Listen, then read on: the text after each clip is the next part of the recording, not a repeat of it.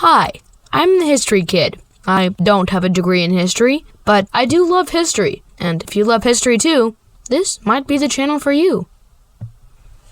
During World War II, the Type 7 German U-boat was the workhorse of the U-boat fleet.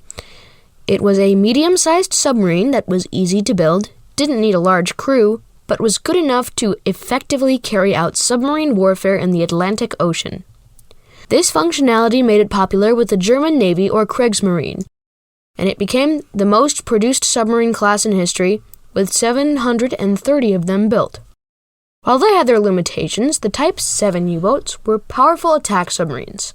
But every design requires trade-offs and sacrifices.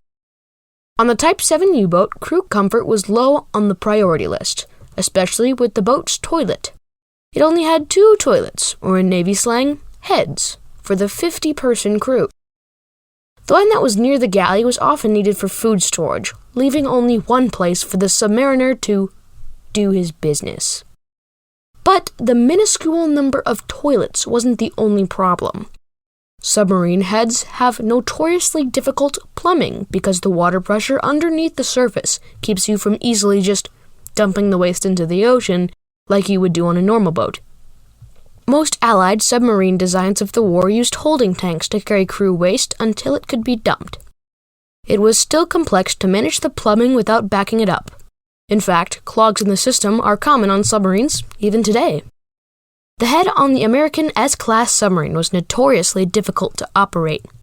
But even then, storage requires space and weight, and both of those are limited commodities on a submarine. So German U-boats used a system that flushed the waste directly into the sea without a storage tank. This meant that the system could only be used when the submarine was on the surface or in relatively shallow water. The submarines that had to dive deep in the water to protect itself from attack, therefore, could not have a functional toilet. This was never a good thing, and the problem grew more acute as the war went along. While the Type 7 U-boat was produced throughout the war, service in large numbers came mostly after the early war period, also called the Happy Time.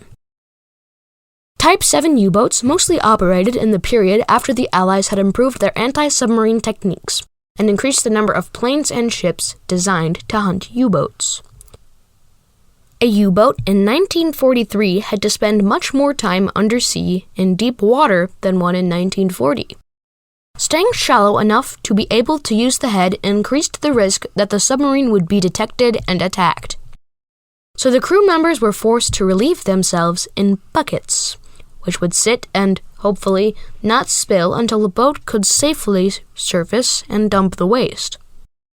World War II submarines were a smelly affair. Notoriously poorly ventilated, they tended to stink of diesel fuel, cigarettes, and body odor, but adding open buckets of human waste made it a whole lot worse. When U-boats would return from patrols, the stench would often be so bad that the dock workers would vomit. But German engineers do like a challenge. So, in 1943, they started issuing a new high-pressure toilet on subs. In simple terms, the system uses a series of valves that directed the waste towards a hole to an airlock, which then ejected the waste out using air pressure. Essentially a sewer torpedo that allowed the use of heads at a greater depth. It was a complex system, so complex in fact that specialists had to be trained in an operation of the toilet. The valves had to be opened and closed in a very exact order to keep the system all going in the right direction. Enter U1206. Built in Danzig, Poland, the Type 7 C-model submarine was launched on December 30th, 1943, and commissioned on March 16th, 1944.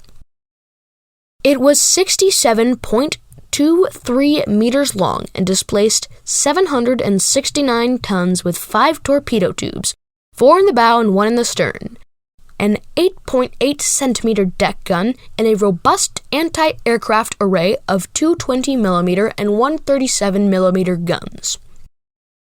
U1206 was one of the last U-boats to be commissioned during the war. It was fitted with both the new snorkel underwater breathing device and a new high-pressure toilet. The boat participated in maneuvers through the summer and was assigned to a flotilla. It was not ready for patrol until the spring of 1945, and after 2 training patrols on April 6, in 1945, it left on its first combat patrol under the command of 28-year-old Captain Lieutenant Carl Adolf Schlitt from a base in Norway. Just 8 days later, on April 14th, the submarine was cruising at a depth of 200 feet, just 8 nautical miles off the coast of Scotland. The boat was stopped working on an issue where the engine was failing to recharge the batteries. According to Captain Schlitt, they were working on the repairs. He received news that there was a leak on the forward part of the boat. Someone, by some accounts the captain himself, although it may have been another officer, had tried to use the high-pressure system head without consulting the toilet specialist. Unable to work the system, they called the specialist, who misjudged the problem. The specialist opened the sea valves while the toilet was still open. The pressure from the depth caused the seawater to push in through the toilet, spewing salt water and the toilet's contents into the boat. Then the bilge pump failed to operate, and the water started filling inside the pressure hole, with some flowing down onto the boat's batteries. The mixture of seawater and high-capacity batteries started producing poisonous chlorine gas. The toilet malfunction had suddenly impaired the boat and her crew. The crew managed to get the boat to the surface despite it being flooded with seawater, and it began ventilating the boat to clear the gas. But so close to the coast, they were quickly spotted by RAF planes, who started attacking the boat, killing a crew member and doing enough damage that the boat would be unable to dive. Captain Lieutenant Schlitt realized their situation was hopeless. He threw his codebooks overboard and ordered the crew to open the flood valves and abandon the ship.